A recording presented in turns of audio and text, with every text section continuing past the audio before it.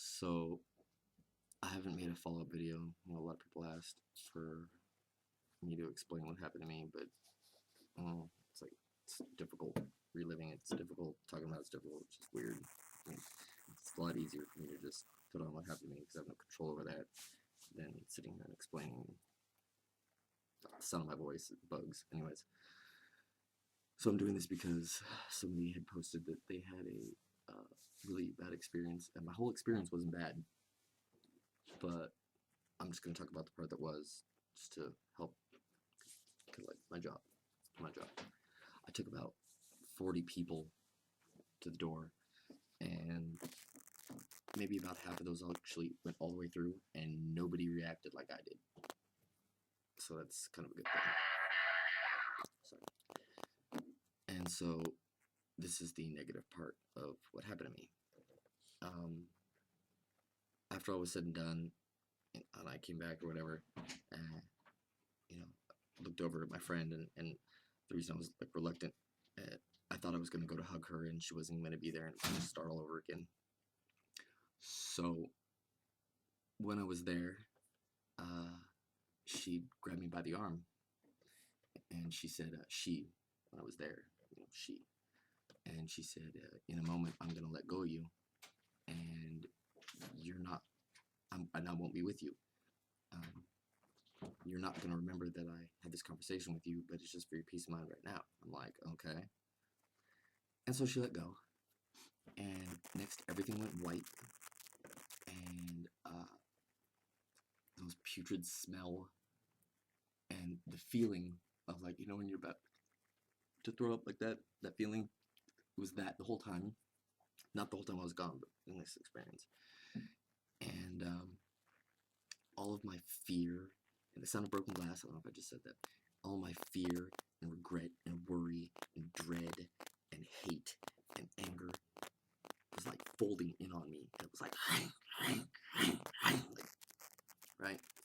And I just kept thinking, oh my God, forever? Because, see, man invented time. And so over there's no such thing as time, because one might think one could get used to the bad place. But that's not so, because everything's always fresh. There's no such thing as time. It's just that instant. Anyway, so that, and then all of a sudden it stopped, and she had me by the arm again, and she said, "Are you okay?" And I said, "No. I mean, yeah," meaning now. And she said, "Okay, one more time." And she let go again, and then it happened all over again. So that ended, and she said, so all over again. And she grabbed me by the arm again. She said, "Okay, now something different." And I went doing whatever. So at the very end, she had me lay down in a field. I was having a hard time, obviously. And she told me to draw my fingers over my face, which I did. And the rest of all this shit, that was all her. You can see my mouth moving. She was saying, or singing something, whatever. And then I woke up. Well, what I had interpreted from that dream was that I was going to hell, and there was nothing I could do in this life to change that. And I was really, like, when I came back, I didn't tell my friend that, I didn't tell anybody that. I was, like, ashamed, embarrassed. I'm like, nothing I could do to change that. And so that night, I went to sleep, and I relived the entire DMT trip again, the whole thing, the good parts, bad part, the bad place, everything. And I woke up from it sweating, and I'm just like, oh my God, this is what they mean when they say you fucked yourself, is that I can't kill myself because I already know where I'm going. And then not only that, but I can't even sleep because they have me in my dreams too. I'm just going to relive this until I die. Like, so needless to say, I was distraught, and what do you do? Like, there's nothing, you can't talk, what's the point talking about with somebody, like, you're done. And so I decided I'm not going to sleep anymore. And so I stayed up for like 3 days.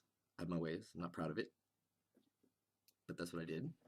And eventually I fell asleep, and she came to me in a dream, fresh, and she said in her own way, not said, but that I had misinterpreted my experience and I wasn't in trouble, and that what I went through was necessary for me to be there. She was cleansing me. And so I woke up from that dream, kind of like, oh, all right, maybe I'm not, totally done after all. And about a month and a half later, I'm watching Drugs Inc. Some of you may be familiar with that program, Drugs Inc. And it's the day before they drink ayahuasca. And they have all the shaman out there shaking rattles and burning incense and all that. And they have this girl get on her knees or something, from what I remember. And they do that incantation thing over her, right? And it's called the cleansing ceremony.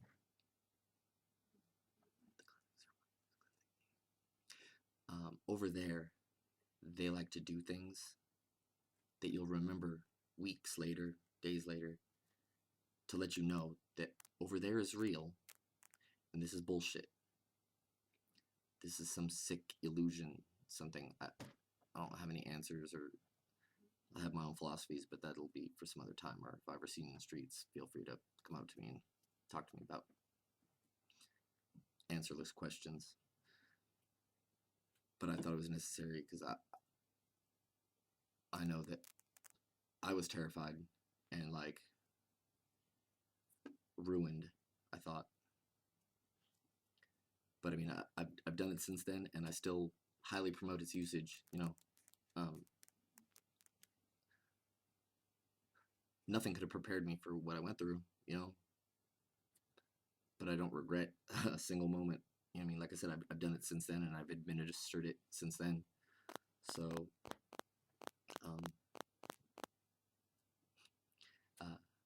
relax, take heart. Maybe you just misinterpreted what you saw. I mean, it could be scary, but what's scary? Anyways, I'm not going to get into it. I apologize for droning on. If you have any questions, go ahead and leave it in the comments. I'm not saying I'm going to answer, but I'll try. Good day.